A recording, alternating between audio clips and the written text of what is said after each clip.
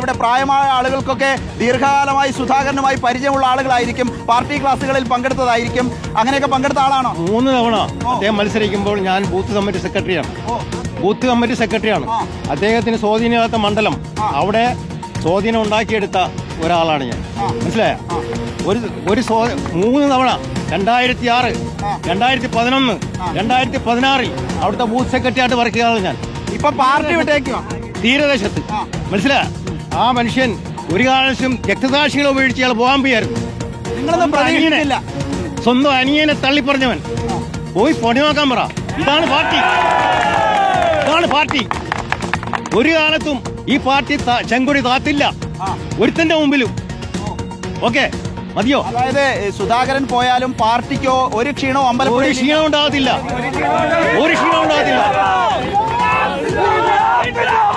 ഇത് പാർട്ടി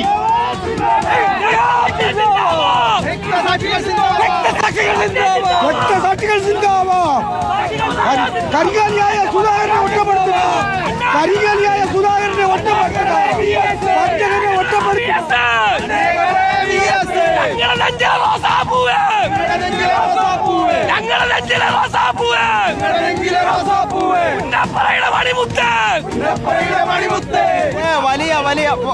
വലിയ ആവേശത്തിലാണ് എന്ന് പറയുന്നതിൽ തെറ്റില്ല. ഇവിടെയൊക്കെ നമുക്ക് കാണാം. ഒരു ചേട്ടനെ കാണാം.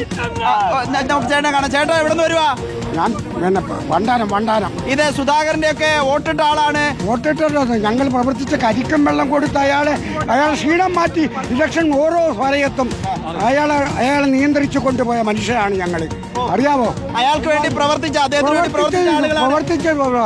കാരണം എന്ന് പറയാൻ അമ്പലപ്പുഴ 3 പ്രാവശ്യം നിന്നപ്പോൾ അദ്ദേഹത്തിന്റെ കൂടെ നടന്നും അദ്ദേഹത്തിന് വെള്ളവും കൊടുത്ത് കരിക്കും വെള്ളം വരെ കൊടുത്ത് സ്വീകരിച്ചു കൊണ്ടുപോയി വിജയിപ്പിച്ച മനുഷ്യൻ. പാർട്ടിയോടുള്ള സ്നേഹമാണ്. അത് തന്നെ 40 വർഷം പിന്നെ എല്ലാ സുഖസൗകര്യങ്ങളും അനുഭവിച്ച മനുഷ്യനായി പോയിരിക്കുന്നത്. 40 വർഷം അച്യുതാനന്ദൻ പോലും ഇത്രയും സുഖം അനുഭവിച്ചിട്ടില്ല. ആ മനുഷ്യനാണ് കൊള്ളക്കാരൻ, സ്വന്തം സഹോദരനെ ഒറ്റയ്ക്ക് കൊടുത്തവൻ.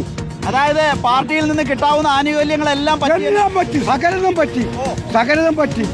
കാരണം അയാള് പിന്നെ കുടുംബമായിട്ട് പിണങ്ങിയപ്പോഴും പാർട്ടി അയാൾക്ക് കൂട്ടുനിന്നത്.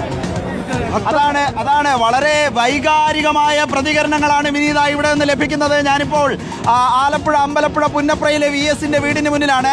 അല്പസമയത്തിനകം തന്നെ ഇവിടെ നിന്നും റാലി ആരംഭിക്കുമെന്നുള്ളതാണ്. ബഹുജന റാലിയായി ഇത് സുധാകരൻ മാറിപ്പോകുന്നതിനുള്ള